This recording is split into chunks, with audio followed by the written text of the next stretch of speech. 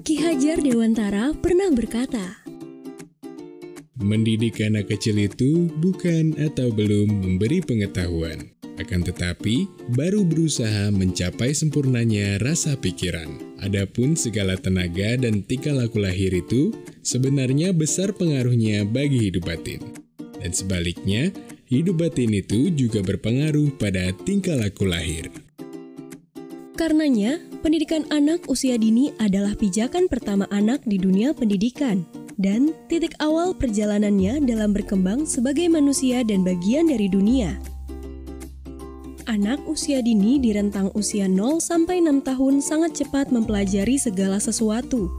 Ini karena kemampuan otak mereka dalam merespon pengalaman dan menyerap pengetahuan di usia tersebut sangatlah optimal, termasuk mengembangkan bahasa, sosioemosional, dan fungsi eksekutif.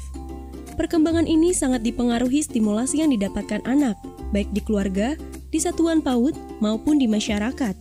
Sebaliknya, semakin tua manusia, semakin lambat kemampuan otaknya dalam respon pengalaman dan menyerap pengetahuan.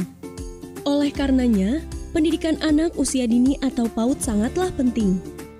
Kita sebagai orang tua dan keluarga perlu menyadari supaya makna dan pemahaman kita tentang PAUD lebih tepat, sehingga harapan kita dan harapan PAUD lebih selaras. Kita juga perlu memahami visi tentang PAUD dan berperan aktif untuk bersama-sama meningkatkan kualitas layanan PAUD.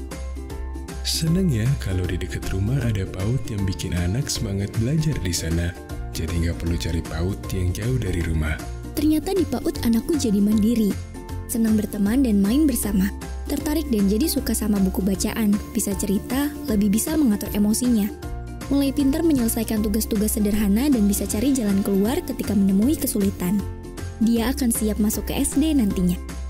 Awalnya ragu buat masukin anak saya ke PAUD.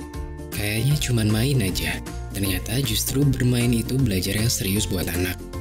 Terbukti anak saya jadi bisa macam-macam, dia jadi kreatif, mandiri, tertarik hal-hal baru, banyak nanya, mulai tertarik pada gambar, tulisan, dan angka di buku cerita.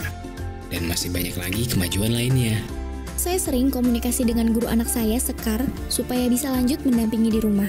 Seneng deh melihat satuan PAUD-nya punya rencana program yang rapi.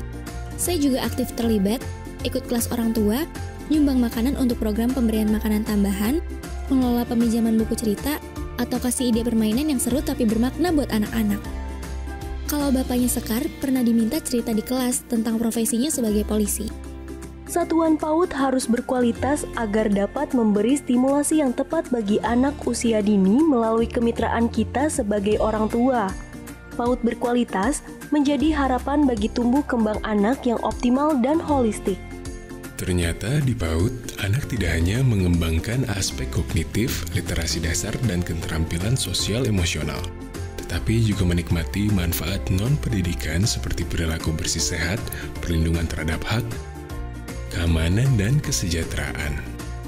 Saat ini, layanan PAUD sedang mengupayakan PAUD yang berkualitas.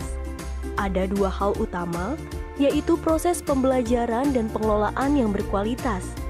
Yang dimaksud pengelolaan berkualitas, yaitu bagaimana kita sebagai orang tua bermitra dan terlibat aktif mendukung proses pembelajaran, supaya ada keselarasan stimulasi anak di sekolah dan di rumah. Lalu, PAUD juga memastikan kebutuhan penting anak, seperti kesehatan, gizi, perlindungan, pengasuhan, dan kesejahteraan anak terpenuhi. Dan yang tak kalah penting, bagaimana PAUD mengelola sumber daya satuan dengan baik, termasuk memastikan keamanan, tidak terjadinya hukuman fisik, perundungan, dan segala bentuk kekerasan. Seluruh upaya itu pada akhirnya diharapkan dapat mengantarkan kita pada kondisi ideal yang dituju. 1. Angka partisipasi yang tinggi. 2. Terwujud proses belajar berkualitas dan bermakna sehingga anak berkembang secara holistik. 3. Tidak ada anak yang tertinggal. Layanan PAUD inklusif, terjangkau dan merata.